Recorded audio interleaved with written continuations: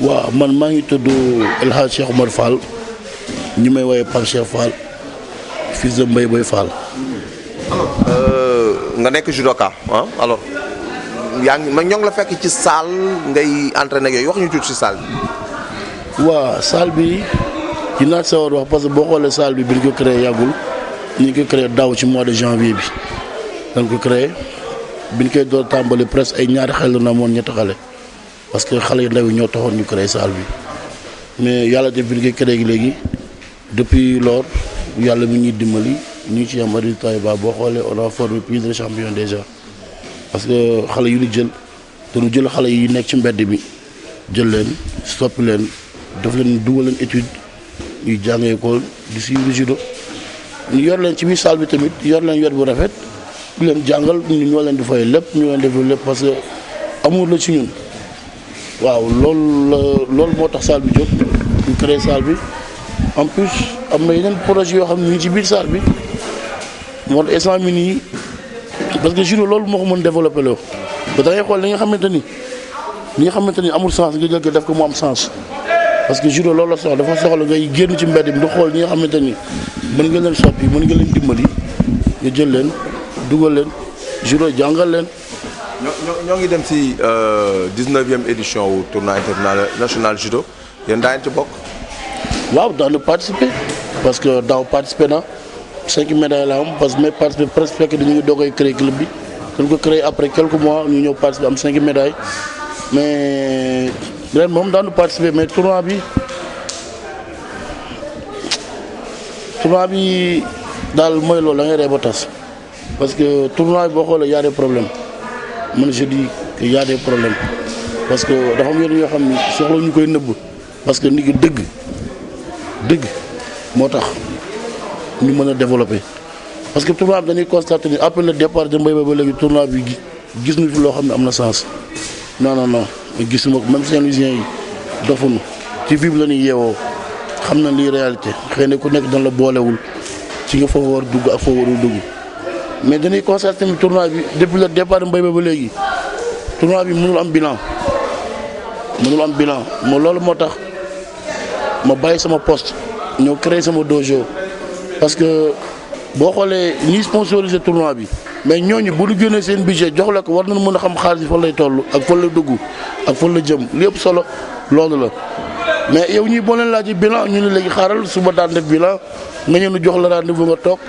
ñu toog loolu ci mbedd pendant 6 heures ba 22 heures doo gis kenn ñuy daw à gauche daw à droite loolu amul sens man je dis que bu ñu toogee ci télé bi di jooy naan. On a un problème de budget de 60 millions. Moi je dis que ça c'est honte. Ça c'est honte. Borom tournoi bi ba mu koy def du nii la ko daan defee da ko jaraloon lépp moo ko gënoon lépp lu ma am moo ko gënaloon doomam da daan génn këram pendant 11 mois nekk ci àll bi di deewoo uniquement pour tournoi de Saint-Louis bi mais ñi bëgg a bàyyi ba tournoi bi des même pas 3 semaines ñu taxaw ci télé bi di jooy naan tournoi bi on a un problème de budget de 60 millions mais gars yi defuñu parce que liggéeyuñu fi loo xam ne jar nañu jox leen 60 millions. parce que boo waxee waxu bilan ñun dafa réew dafa yara jógoo or que dëgg gi lay wax ñoom looloon accepté wul parce que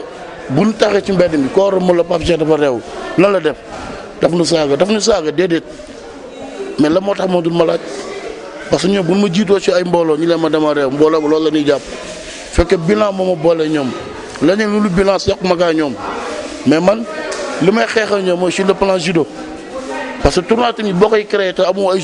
ay combattants yoo xamante ne ñoo koy combat amul sens parce que boo xoolee tournoi de Saint-Louis bu daan am ndar mooy jël tournoi bi Mbaye Boye loolu moo nekkoon objectif am ñu mën a créer ay champion mais Saint-Louis boo xoolee ñaata club judo moo fi nekk ñaata club moi je dis qu'il y a 2 clubs qui fait des résultats mooy club sportif Falla Babacar ak université institut club bi benn résultat moo fay am mi mooy de 48 kilos mais 48 kilos amul sens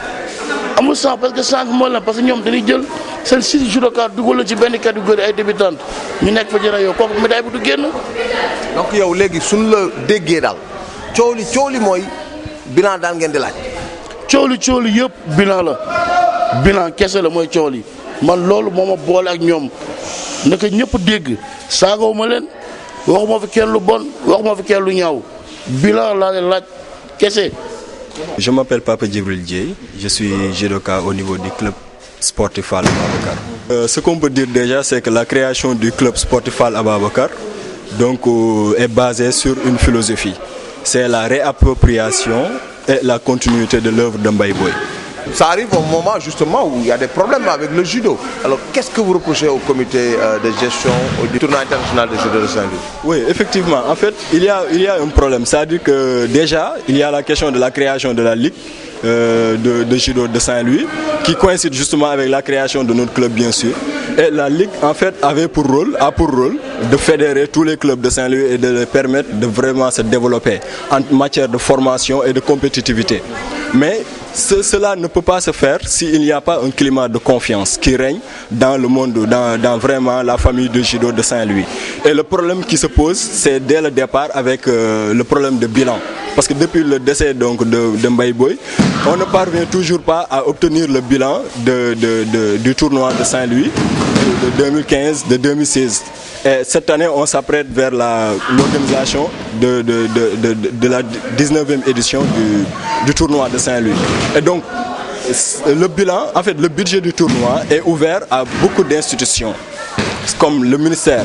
du sport, la fédération et la mairie de Saint-Louis, ainsi que d'autres sponsors. Et donc si ces institutions mettent de l'argent pour vraiment le développement du judo, il y a un certain devoir pour les organisateurs de revenir pour présenter un bilan, pour que ça soit quelque chose de transparent, pour que toutes les parties prenantes s'y retrouvent et qu'on puisse avancer dans ce sens-là. Mais si on accumule 3 éditions où il n'y a pas un bilan, il y a un problème de transparence qui se pose. Et on ne peut pas développer le judo dans ces conditions. Et comment se porte le festival depuis le décès de Mbaye Boye? Ah, justement, c'est ça le constat.